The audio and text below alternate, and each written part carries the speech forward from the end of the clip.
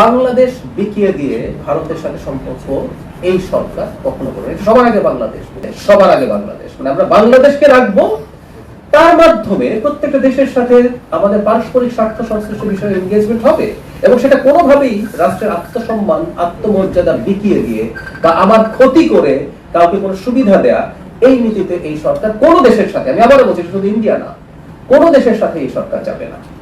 নিচ থেকে সীমান্তে পুশিং নিয়ে কোনো কথা বলিনি, আমি একটা প্রশ্ন রেসপন্ড করেছি। আমাকে প্রশ্নটা করা হয়েছিল, প্লিজ একটু সবাই মন দিয়ে শুনবেন। আমাকে প্রশ্নটা করা হয়েছিল এই যে পুশিং হচ্ছে, এটা কি বাংলাদেশকে চাপে ফেলার জন্য হচ্ছে কিনা? That was the question. My answer was pushing হচ্ছে, আমরা চাপে পড়ছি, কিন্তু এটা যে বাংলাদেশকে চাপে ফেলার উদ্দেশ্যে করা হচ্ছে আমি সেটা মনে করি না, আমি স্টিল মনে করি না। এবং সেটা আমার ব্যাখ্যা ছিল, এটা তাদের পশ্চিমবঙ্গের একটা রাজনীতি আছে, তারা সেটাকে তাদের নির্বাচনী ম্যানিফেস্টোতে এনেছেন, সেটা পার্ট হিসাবে করেছেন। কেউ কেউ দেখানোর চেষ্টা করলেন বিএসএফ তো ভারতের কেন্দ্রীয় সরকারের অংশ, তাহলে কি কেন্দ্রীয় সরকারের কোনো ইনভলভ নেই? রাজ্য সরকার যখন এই কাজগুলো করে, বিএসএফ কে সেটা পার্ট হিসেবে কাজ করতে হয়। কিন্তু আমি আবারও বলেছি তখন, এখনো বলছি, চাপ তৈরি করা হবে ব্যাপারটা এমন না। আচ্ছা, এবার গতকালের এই প্রশ্নটা আসলে আসবেই, আমি জানতাম কি ঘটেছে বিস্তারিত। আসলে আমি সোফার পত্র পত্রিকায় যা যা দেখছেন, নানান সূত্র থেকে বাংলাদেশ এবং ইন্ডিয়ান মিডিয়াতে যা যা এসছে, আসলে ঘটনাগুলো ঠিক এরকমই ঘটেছে। আমি আমার জায়গায় খুব অল্প একটা কথা বলি, আর ওই প্রশ্নটা করবো যে এটা নতুন চাপ তৈরি করবে কিনা সেটা যাবো। আমি ওখানে একটা ব্যক্তি হিসেবে যাই, আমি এই সরকারের একজন প্রতিনিধি হিসেবে গেছি, রাষ্ট্রের একজন প্রতিনিধি হিসেবে গেছি। ফলে আমার সাথে ওখানে যা হয়েছে, আমার কাছে মনে হলো যে আমাদের ইনস্ট্যান্ট একটা প্রতিবাদ করা দরকার। সেই কারণে আমি আসলে ব্যাক করার সিদ্ধান্ত নিয়েছি। যদি আপনারা মিডিয়াতে দেখেছেন, একটা পর্যায়ে তারা খুবই চেষ্টা করেছেন আমি যেন ভারতে প্রবেশ করি এবং আমার যে নিয়মিত যে কর্মকাণ্ড সেটা অংশগ্রহণ করি, কিন্তু আমি সেটা আর করিনি। কারণ আমার মনে হয়েছে, আবারও বলছি, এটা আমি ব্যক্তি হিসেবে মনে করেছি তা না, আমি মনে করেছি এই সরকারে মাননীয় প্রধানমন্ত্রীর একজন উপদেষ্টা হিসেবে তখন আমার মনে হয়েছে রাষ্ট্র বা সরকারের পক্ষ থেকে একটা সিগনেচার থাকা দরকার। কারণ আমি আমার ব্যক্তিগত কথাটা আগে বলি, আমার কখনো এই উদ্দেশ্য নেই যে এটার মাধ্যমে পাল্টাপাল্টি কোনো নেগেটিভ পরিস্থিতি তৈরি হোক। আমার মনে হয়েছে একটা মেসেজ এই দেশ এবং এই দেশের বাইরে সবার কাছে যাওয়া দরকার। সেটা হচ্ছে, এটা শেখ হাসিনার সরকার না, এটা জনগণের ম্যান্ডেট প্রাপ্ত। এটা আমরা না হয়ে অন্য কোনো দল হতে পারত। একটা সুষ্ঠু নির্বাচনের মাধ্যমে যখন একটা সরকার গঠিত হয়, তার পেছনে জনগণের ম্যান্ডেট থাকে। সেই জনগণের ম্যান্ডেট প্রাপ্ত সরকারকে দেশের ভেতরে দেশের বাইরে সব জায়গায় সেটা মাথায় রেখেই চলতে হয়, একই সাথে অন্যদেরকেও সেই জিনিসটা কগনিজেন্সে নিতে হয়। সেই কারণে আসলে কাজটা করা, এবং বাংলাদেশের সাথে ভারত না, শুধু অন্য যে কোনো দেশের সাথে ভবিষ্যতে যে কোনো এনগেজমেন্টে আমরা আমাদের একটা সুস্পষ্ট নীতি আছে। কোনোভাবে আমরা চাই না কোনো দেশের সাথে খুব খারাপ কোনো পরিস্থিতি হোক, কোনো শত্রুতা তো দূরেই থাকুক, কিন্তু একটা গুরুত্বপূর্ণ শর্ত আছে, আমাদের স্লোগানের মধ্যে আছে, সবার আগে বাংলাদেশ, মানে আমরা বাংলাদেশকে রাখবো, তার মাধ্যমে প্রত্যেকটা দেশের সাথে আমাদের পারস্পরিক স্বার্থ সংশ্লিষ্ট বিষয়ে এনগেজমেন্ট হবে এবং সেটা কোনোভাবেই রাষ্ট্রের আত্মসম্মান আত্মমর্যাদা বিকিয়ে দিয়ে বা আমার ক্ষতি করে কাউকে কোনো সুবিধা দেয়া, এই নীতিতে এই সরকার কোন দেশের সাথে, আমি আবারও বলছি শুধু ইন্ডিয়া না, কোন দেশের সাথে এই সরকার যাবে না। এখন সেই প্রশ্নটার জবাব দেই যে এটা চাপ তৈরি করবে। আমি ব্যক্তিগতভাবে মনে করি এটা চাপ তৈরি করা কোনোভাবেই উচিত না। আমাকে যদি বলেন, আমি অলরেডি বলেছি যে এখানে একটা অনাকাঙ্ক্ষিত পরিস্থিতি তৈরি হয়েছিল, সেটা একটা ইনস্ট্যান্ট রিঅ্যাকশন হিসেবে রাষ্ট্রের পক্ষ থেকে, সরকারের পক্ষ থেকে আমি পদক্ষেপ নিয়েছি। এটা আমি মনে করি আমাদের জায়গা থেকে পরবর্তীতে যা যা হচ্ছে, এখন আমরা কি করবো না করবো সেই ব্যাপারে আমি আসলে বলছি না, কারণ এটা আপনারা অলরেডি দেখেছেন আমাদের পররাষ্ট্র মন্ত্রণালয়ের কাছে এটা চলে গেছে। পররাষ্ট্র মন্ত্রণালয় তার যা যা করণীয় তারা করছেন, পররাষ্ট্রমন্ত্রী তিনি বক্তব্য দিয়েছেন, আপনারা দেখেছেন হাই কমিশনের সাথে তারা যোগাযোগ করছেন। এটা তারা আসলে বলবেন এই সরকার কতটা প্রতিক্রিয়া দেখাবে, কিন্তু আমি এক্সপেক্ট করব এই ঘটনার প্রভাব দুই দেশের ভবিষ্যৎ এনগেজমেন্টের জন্য, আমি এনগেজমেন্ট কথাটা বলছি, এই ধরনের সম্পর্কের ক্ষেত্রে এনগেজমেন্ট ইজ ইম্পর্টেন্ট, এনগেজমেন্টের ক্ষেত্রে প্রভাব পড়বে না। আমি যখন অ্যাক্টিভিস্ট হিসেবে কথা বলতাম, আমি একটা কথা খুব বলতাম, সেটা আবারও একটু বলতে চাই। আমরা যেহেতু ছোট দেশ, শক্তিতে সাইজে তুলনামূলকভাবে, আমাদেরকে একটা কথা সবসময় বলা হতো, বন্ধু পাল্টানো যায়, এটা ফরেন পলিসির ক্ষেত্রে খুবই বলা হয়, কিন্তু প্রতিবেশী পাল্টানো যায়, এটা সত্য কথা। কিন্তু এই কথাটা আসলে ইন্ডিয়ার ক্ষেত্রেও সত্য, তাই না? তারা চাইলেও আমাদেরকে পাল্টাতে পারছেন না, আমরা তার প্রতিবেশী হিসেবে থেকেই যাচ্ছি। আমি বিশ্বাস করি তাদের সরকার এই ব্যাপারটা বুঝবেন, যে অনাকাঙ্ক্ষিত ঘটনা ঘটেছে, এটাকে আসলে আমি মনে করি যে এক ধরনের বার্তা, পজিটিভ বার্তা হিসেবে নেওয়া দরকার যে বাংলাদেশের সাথে একটা স্বাধীন সার্বভৌম রাষ্ট্র বাংলাদেশ একটা ওভারওয়েলমিং মেজরিটি নিয়েছে, তা একটা সরকার ক্ষমতায় আছে, দায়িত্বে আছে, যে 2/3 বেশি সিট পেয়েছে, যে 50% বেশি পাবলিক ম্যান্ডেট পেয়েছে, যদি প্রার্থী না থাকলে আরো কোথায় যেত, এটা একটা হিসেবও আছে। সেই সরকারের সাথে তার আত্মমর্যাদা ঠিক রেখে এনগেজ করতে হবে, এটা আমি বিশ্বাস করি ইন্ডিয়ার প্রশাসন, নীতি নির্ধারকরা বুঝতে পারবেন। এই ঘটনা সেটাকে হয়তো মানে তাদেরকে আরেকটু সতর্ক করবে, কিন্তু আমি মনে করি এটা কোনো খারাপ পরিস্থিতির দিকে সতর্ক নিয়ে যাবে।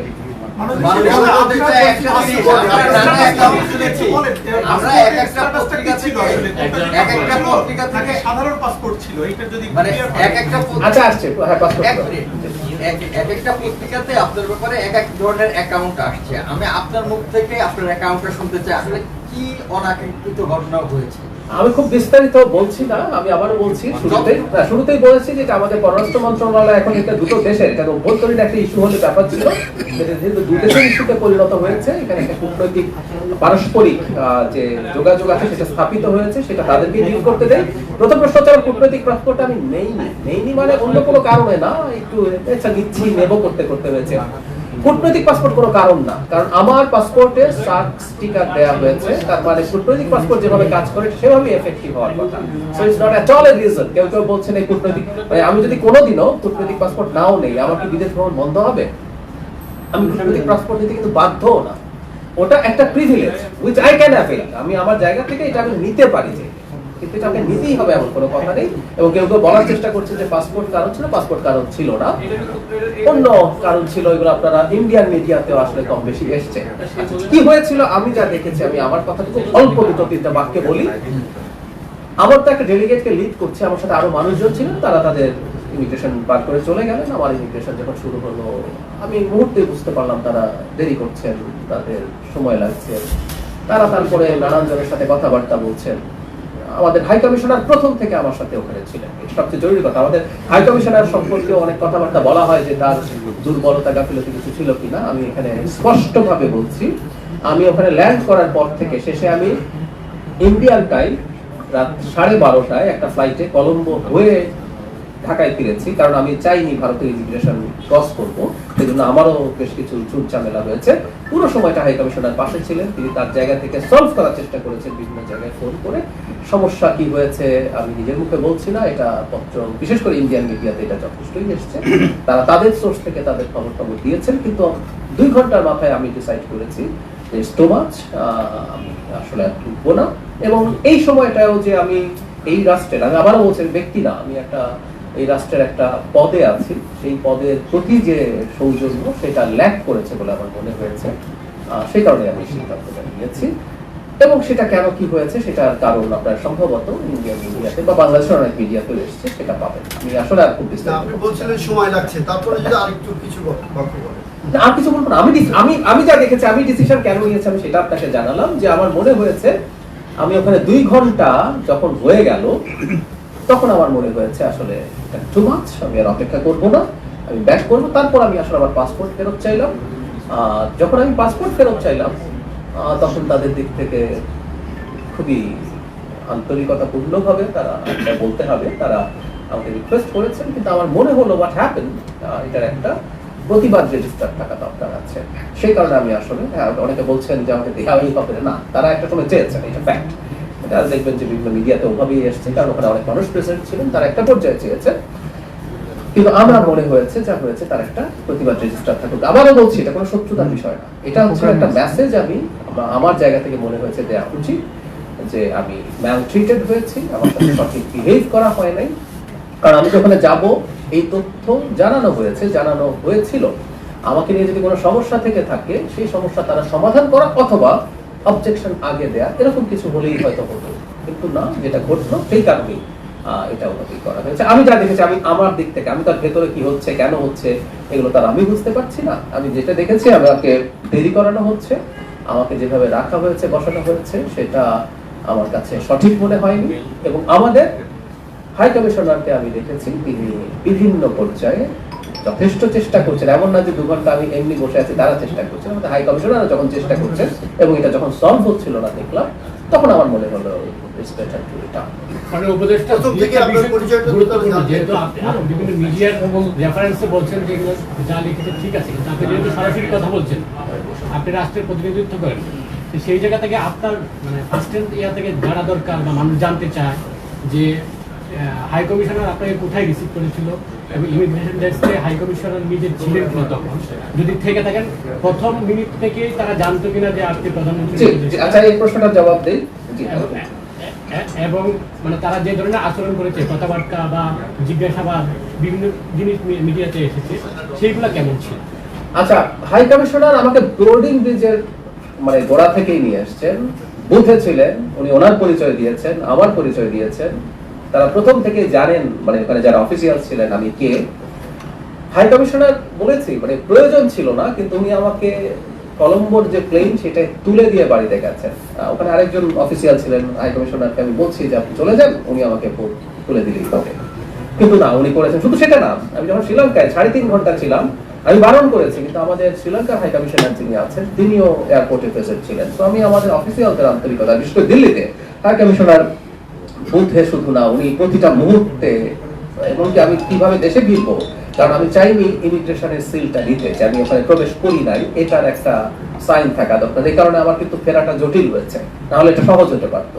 কিন্তু আমি ডিসাইড করেছি যে আমি এই সিলটা এবার নেব না, মানে আমি নেয়া মানেই তো হচ্ছে আমি ইমিগ্রেশন ক্রস করেছি, এন্টার ইন্ডিয়া এবং ডিসাইড করেছি। তো ওই কারণে যাবত ব্যবস্থাপনা প্রয়োজন সেটা শেষ পর্যন্ত ইনফ্যাক্ট হাই কমিশনারই করেছেন। আর আমাকে খুব বেশি জিজ্ঞাসাবাদ করা হয়নি আসলে। ডিল করছিলেন হাই কমিশনার, আমাকে একটা জায়গায় বসতে দেওয়া হয়েছে, যে বসতে দেওয়াটাও আমি মনে করি এই রাষ্ট্রের একজন প্রতিনিধি হিসেবে সুটেবল ফর মি।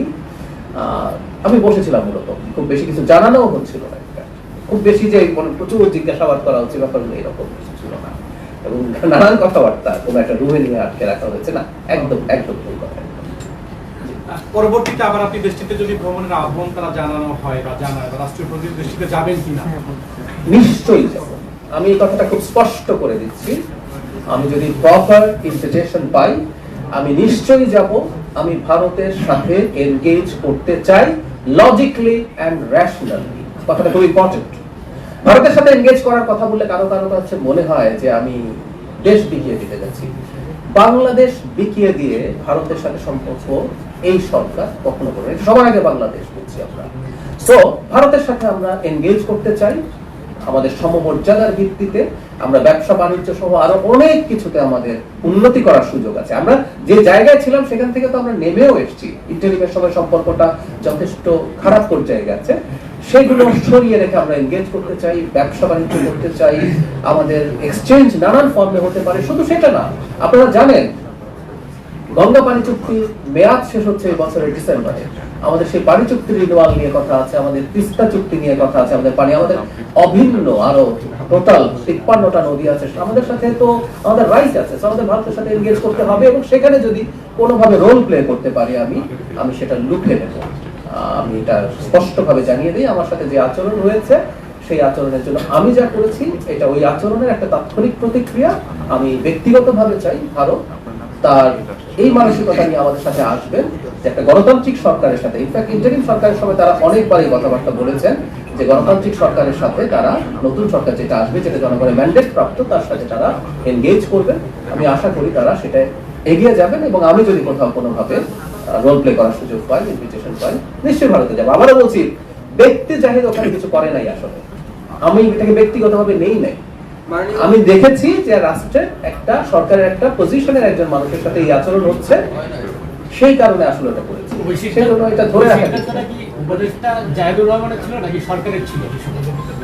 প্রাথমিকভাবে আমার ছিল, তারপর আমি নিশ্চয়ই আলোচনার মাধ্যমে সিদ্ধান্ত নিয়েছি। এটা প্রাথমিক সিদ্ধান্ত আমার, কারণ পরিস্থিতি আমি দেখেছি।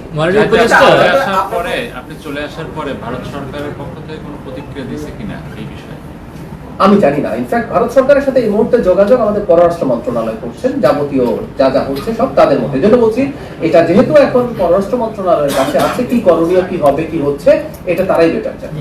উপদেষ্টা আপনার এক ধরনের অ্যাক্টিভিজম ছিল, আমরা দেখেছি যে নির্বাচনের আগে আপনি অ্যাক্টিভিজম করেছেন, বিভিন্ন সময় ভারত নিয়ে কথা বলেছেন। সেটির একটি প্রতিক্রিয়া বা প্রতিফলনটা হতে পারে কিনা বা আপনার মনে হয় কিনা? আমি জানি না, আমি ভারতীয় পত্রিকায় এই ধরনের কথা দেখছি, ভারতীয় পত্রিকায় ভারতীয় অনেকগুলো মিডিয়া কভার করেছে এটা, এই ধরনের কথা দেখছি, কিন্তু আমি জানি না। আমি আবারও বলছি, আমাকে বলা হয়নি, যেহেতু আমাকে বলা হয়নি, যেহেতু হাই কমিশনারকে বলা হয়নি, আমি অফিসিয়ালি এটা বলতে পারি না। কিন্তু দেরি হচ্ছিল, আমি যা দেখেছি আমার দেরি হচ্ছে, আমার 2 ঘন্টা লাগার কথা ছিল না, আমার একটা সমস্যা হচ্ছে, এটাও আমাকে বলা হয়েছে, আমাকে অপেক্ষা করতে হবে। সো আমি এইটুকু দেখেছি, কারণ ওটা কিনা জানি না। আমি নিজেও ইন্ডিয়ান পত্রিকায় দেখলাম, আপনি যেটা বললেন আমি আসলে নিশ্চিত করতে পারছি। মাননীয় উপদেষ্টা, আমরা আপনাকে সরি বলা উচিত রাষ্ট্রীয়ভাবে। আমি এটাও আমার কাছে এই জবাব নেই। আমাদের রাষ্ট্র হিসাবে আমরা কি পদক্ষেপ নেব, কিভাবে নেব, এটা এখন আমাদের পররাষ্ট্রকে, যেহেতু এটা ডেলিগেটটা ছিল কিন্তু পররাষ্ট্র মন্ত্রণালয়। আপনি জানেন যে আমি দুটো মন্ত্রণালয়ের সাথে কানেক্টেড থাকলেও আমি যেহেতু পলিসি এন্ড স্ট্র্যাটেজি অ্যাডভাইজার, আমি আরো কিছু মন্ত্রণালয়ের সাথে কাজ করি। মাননীয় প্রধানমন্ত্রী এই টিমের লিডার হিসাবে আমাকে একটু শেষ মুহূর্তেই ডিসাইড করেছেন, আমি গেছি, যেহেতু ওইটা মিনিস্ট্রির কাজ এবং যেহেতু অন্য দেশের সাথে সম্পর্ক জড়িত ব্যাপার, এটা অন্য কোনো মিনিস্ট্রি কেউ হলেও আসলে এটা পররাষ্ট্র মন্ত্রণালয় ডিল করবে।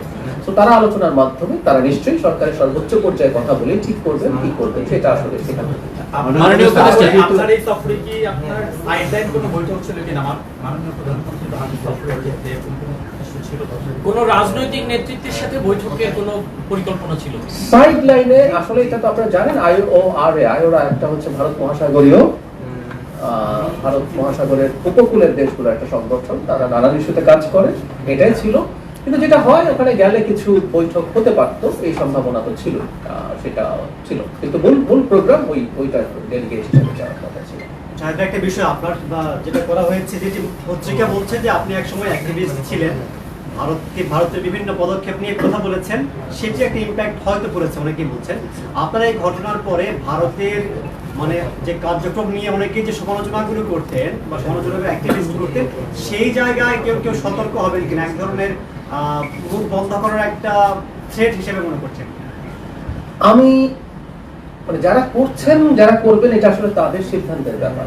মানে আমি একটু এভাবে বলতে চাই, যখন আমরা কখনো কোনো কাজ করব, আমি তো আসলে ভারত বা ইন্ডিয়া কি করছে না করছে, মানে আমরা কি করেছি আসলে আগের যে রেজিম ছিল আওয়ামী লীগের, শেখ হাসিনার রেজিমের বিরুদ্ধে অ্যাক্টিভিজম, লম্বা অ্যাক্টিভিজমের হিস্ট্রি আছে আমাদের, বহু বছর, ব্লগে, তারপরে কলাম, টিভি টক শো, নিজের ইউটিউব চ্যানেল।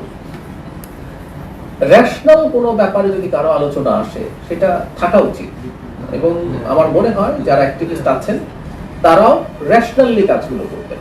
মানে আমি এটা আমার পক্ষপাতী, মানে আমি মাঝে মাঝে কখনো কখনো কোন রাষ্ট্রের প্রতি যাতে কোনো মারাত্মক আপত্তিকর কোনো মন্তব্য না হয়, এটা আমরা বা ইন্ডিয়া বা অন্য কোনো রাষ্ট্র, যে কোনো রাষ্ট্রের আমাদের অ্যাক্টিভিস্টরা, আমি মনে করি তাদের কাছে যদি মনে হয়, তারা যদি লজিক্যালি চিন্তা করতে পারে, সেটা হতে পারে। আর আমার মনে হয় না যে যারা ট্রু অ্যাক্টিভিস্ট তারা কোনো কিছুতে আসলে এভাবে ভয় পাবেন।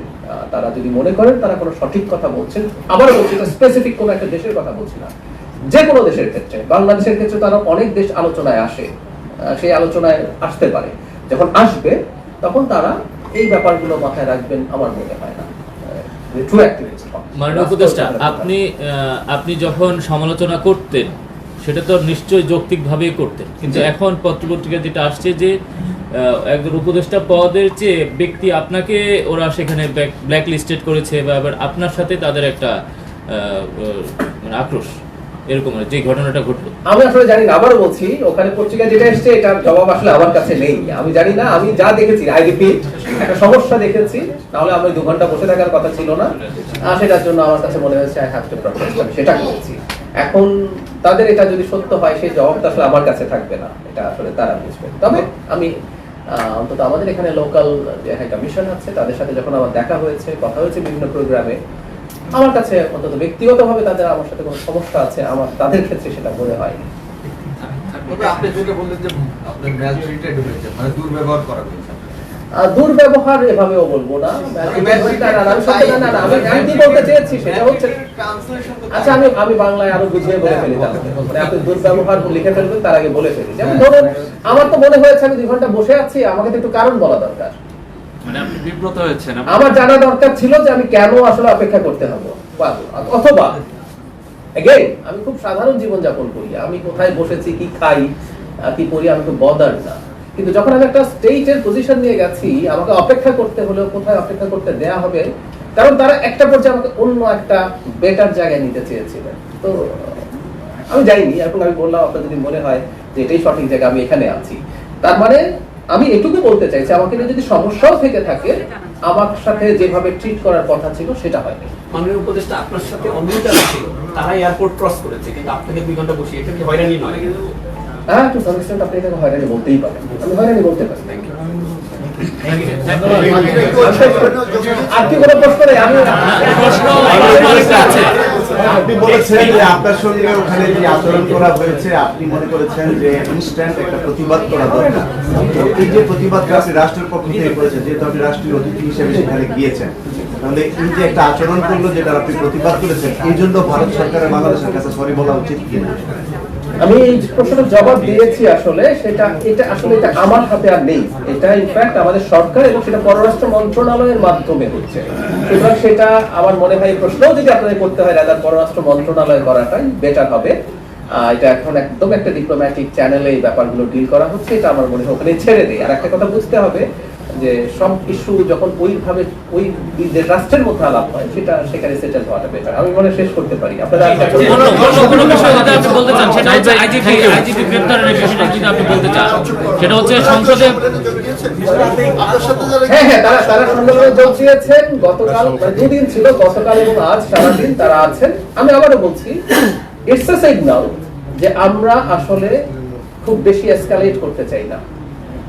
টেকনিক্যালি বলছি, আমরা তো পুরো টিম প্রত্যাহার করার কথা বলতে পারতাম, আমরা সেই আলাপ চাইনি। আমরা চেয়েছি তারা এটা করুক। এটা আমার সাথে হচ্ছে, আমি কতটুকু মানে ইটস আ প্রটেস্ট, এবং আমরা এই বার্তাও দিতে চেয়েছি যে আমরা সিচুয়েশনটাকে অনেক বেশি খারাপ করার চেষ্টা করছি না। আমরা যতটুকু করেছি লিস্ট অতটুকু হচ্ছে আমাদের ডিগনিটির প্রশ্ন। ওই ডিগনিটি এই রাষ্ট্র রক্ষা করবে। বাংলাদেশ তার আত্মমর্যাদা বিসর্জন দিয়ে কোন রাষ্ট্রের সাথে, কোন রাষ্ট্র, আই রিপিট, এটা শুধু ইন্ডিয়া না, কোন রাষ্ট্রের সাথে আত্মমর্যাদা বিসর্জন দিয়ে তার সম্পর্ক বা এনগেজমেন্ট করবে না। প্রত্যেক রাষ্ট্রকে এটা মনে রাখতে হবে, একটা স্বাধীন সার্বভৌম রাষ্ট্র যেখানে জনগণের ব্রুট মেজরিটির একটা সরকার আছে।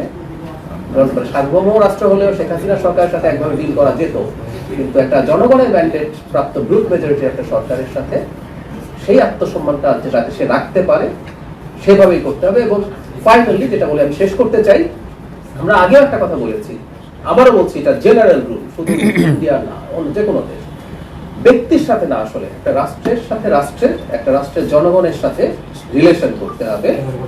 এটাই আমরা চাই।